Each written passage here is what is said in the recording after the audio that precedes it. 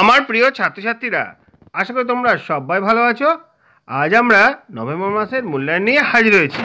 প্রথম শ্রেণীর বাংলা বিষয় নিয়ে পরপর 3টে প্রশ্নপত্র তোমাদের সামনে হাজির করছি। দেখো, তোমাদের অনেক কাজে আসতে পারে। যদি আজকে ভিডিওটা ভালো লাগে, লাইক কমেন্ট শেয়ার করবে। চ্যানেলে যদি নতুন থাকো, চ্যানেলটা সাবস্ক্রাইব করে পাশে থাকা বেল আইকনটা বাজিয়ে দেবে, যাতে আমার তৈরি পরবর্তী ভিডিওগুলো সবার আগে তোমার কাছে পৌঁছায়।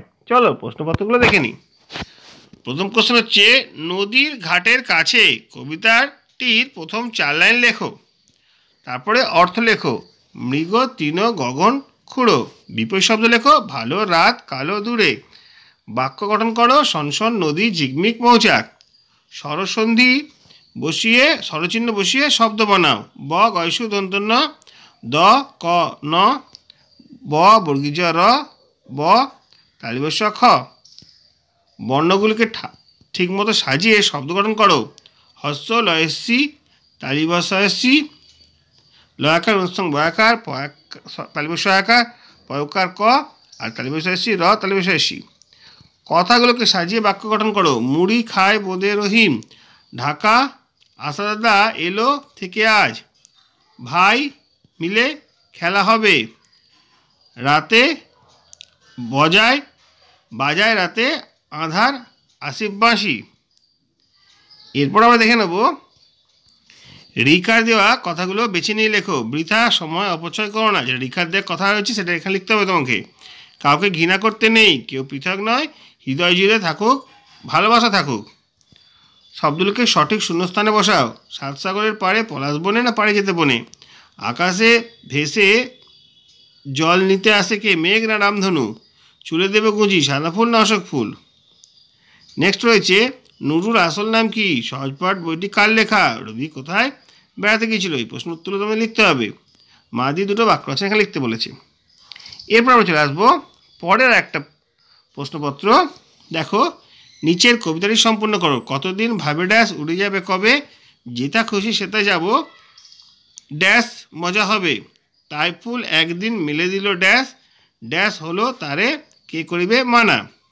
অর্থ লেখো। চূড়া ঢের ঝাঁপ দুয়ার। বিপরীত শব্দ লেখো। ঠান্ডা বেশি।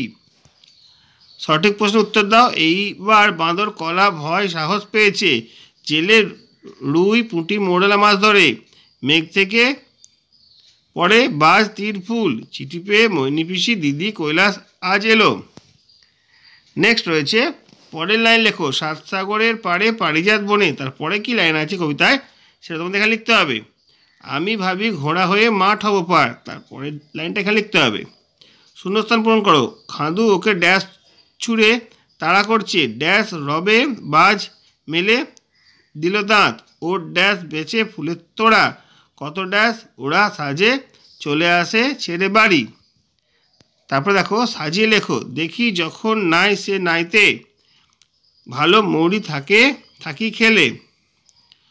ছক থেকে কথা খুঁজে লেখো। ভয়াকার বর্গীর জয়াকার ত ম বয়কার লয়াকার ত ল। 4টে শব্দ এখান থেকে আসবে। এখান থেকে খুঁজে তোমার 4টে শব্দ তৈরি করতে হবে। নিচের বাক্যগুলি থেকে ঐকার আর ঔকারযুক্ত শব্দ লেখো। নদীতে নৌকা চলছে, মাঝি বইটা বাই। তীরে দৌড়ে আসছে চৈতালি বৈশাখী। কোনটা ঐকারযুক্ত শব্দ, কোনটা ঔকারযুক্ত শব্দ তোমাদের এখানে লিখতে হবে এখান থেকে খুঁজে। নেক্সট রয়েছে কিছু প্রশ্ন। কে ভাত নিয়ে বসে আছে? বাঁদর লাফ দিয়ে কোন গাছে গেল? কে হাতি চড়ে আসে? তারপরে নিচের লাইনটি পড়ে প্রশ্নগুলোর উত্তর দাও। রবি থাকতো কলকাতার জোড়াসাঁকো। ছোটবেলায় সে একবার বোলপুর বেড়াতে গেল। সেখানে তার মাথার উপর নীল আকাশ, চারপাশে নানা গাছ, তাল শাল আম খেজুর সোনাঝুরি পলাশ। কাছে একটা নদী, নদীর নাম কোপায়। রবি কোথায় থাকতো? নদীটির নাম কি? ছোটবেলায় সে একবার কোথায় গেল? রবির দেখা কয়েকটি গাছের নাম লেখো। এটা পড়ে এই শূন্যস্থান পূরণগুলো প্রশ্নের উত্তরগুলো তোমাদের করতে হবে। এরপর কি আছে দেখো, নদী অথবা পাখি দিয়ে 5টি বাক্য লেখো। নদী দিয়ে 5টি বাক্য লিখতে পারো বা পাখি দিয়ে 5টি বাক্য লিখতে পারো। এবার আমরা তৃতীয় প্রশ্নে চলে আসছি। তৃতীয় প্রশ্নটা কেমন আছে দেখো একবার। নদীর নিচের প্রশ্নগুলির এক কথা উত্তর দাও। কে বড় সুবোধ বালক? কোন মাসে গৌঘাটি যেতে হবে? হাতি চড়ে কে আসে? নৈহাটিতে কে থাকে? তারপরে অর্থ লেখো। রোদন রবি নগর। বিপরীত শব্দ লেখো। দেশে ভিতর রাতে। বাক্য রচনা করো। শরৎ সাগর যে কোনো দুটি 3 অক্ষরে মিশ্র বর্ণের উদাহরণ দাও। 3 অক্ষর মিশ্র বর্ণের উদাহরণ দিতে হবে। তারপরে শূন্যস্থান পূরণ করো। দন্ত সহাস্য ড্যাশ দ অন্তস্থ ব ড্যাশ ল অন্তস্থ প ড্যাশ কয় মধ্যে আকার। তারপরে সঠিক বানানের নিচে দাগ দাও। ক বর্গীয় জয়কার ল, ক বর্গীয় জয় জয় ল, ক বর্গীয় জয় বয় ল। তালিবস তয়াকার বয় দেহ হস্যি শতাব্দী, তালিবস সয়াকার তয়াকার বয় দেহ হস্যি দন্তস্ব তয়াকার বয় দেহ দীর্ঘি। দেখো কোনটা সঠিক তোমাদের দাগ দিতে হবে। তাহলে মাহাত্ম্য বানানটা কোনটা সঠিক সেটা তোমাদের দাগ দিতে হবে। এলোমেলো বর্ণগুলো সাজিয়ে শব্দ গঠন করো। এলোমেলো বর্ণ রয়েছে দয়স্য তালিবস্য বয়কার ছয় পয়ের অফলা, তারপরে ব অন্তস্থ ছয় অফলা আকার ল, এটা হচ্ছে ধ দন্তন্য ময় বয় ওকার দন্তস্ব, এটা হচ্ছে র ম দন্ত নয় দয় হাসি। এরপর কে চলো সেটা দেখে নিই।